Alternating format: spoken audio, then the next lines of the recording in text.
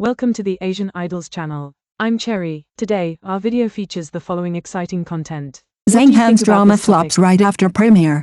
2-year delay, blurry visuals, fans complain.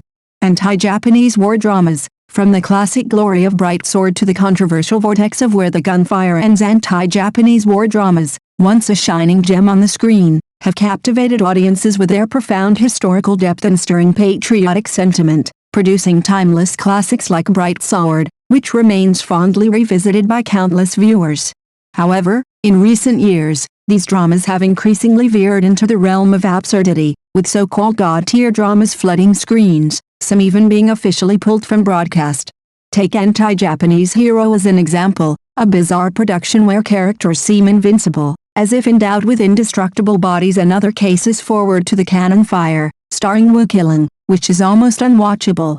In it, a lone character on a tricycle miraculously wipes out an entire enemy regiment, an utterly fantastical feat that leaves audiences speechless. One might have hoped that as audience tastes grew more discerning, such outlandish anti-Japanese dramas would fade away. Yet, astonishingly, in 2022, Where the Gunfire Ends, a long-shelved drama starring Zhang Han, emerged to push the boundaries of incredulity even further. After just 4 episodes, Where the Gunfire Ends sparked a firestorm online. On Douban, it was met with a deluge of negative reviews, with netizens pleading, "Please, no more of these absurd dramas masquerading as anti-Japanese stories." This outcry stems not only from the nonsensical plots but also from the deep frustration over the trivialization of a solemn historical period. The god-tier drama chaos, from Thunder Warriors to Where the Gunfire Ends in 2020, Thunder Warriors was infamously criticized by authorities for its ostentatious style.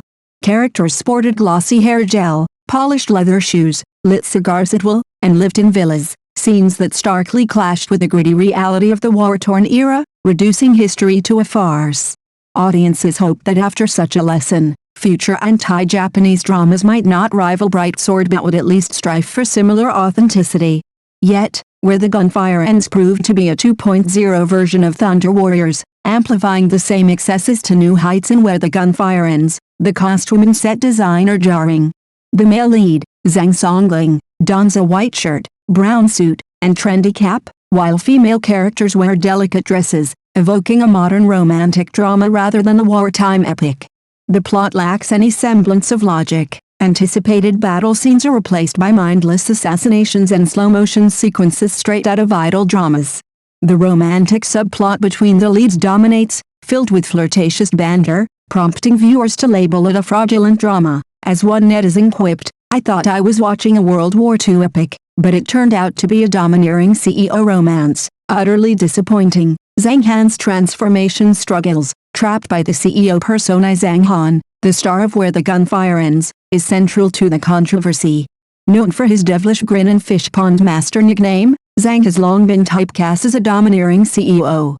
His role as Huo Yifan in Wolf Warrior 2 briefly showcased his versatility, raising hopes for a successful career pivot. However, Where the Gunfire Ends dragged him back to square one. Playing Zhang Songling, he retains the familiar CEO aura, white shirt, suit, and cap, looking more like a modern aristocrat than a wartime figure. In fight scenes, his overzealous acting, with contorted expressions and clenched teeth, borders on caricature, leaving audiences cringing. Other cast members fare no better. Liu Heikun, playing Zhang Songling's comrade Penzuan, sports a modern hairstyle that glimmers yellow under sunlight, instantly breaking immersion.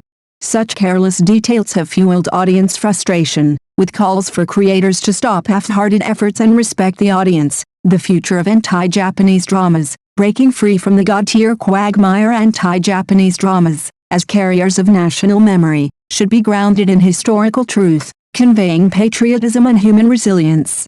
Yet, the proliferation of god-tier dramas has tarnished this genre.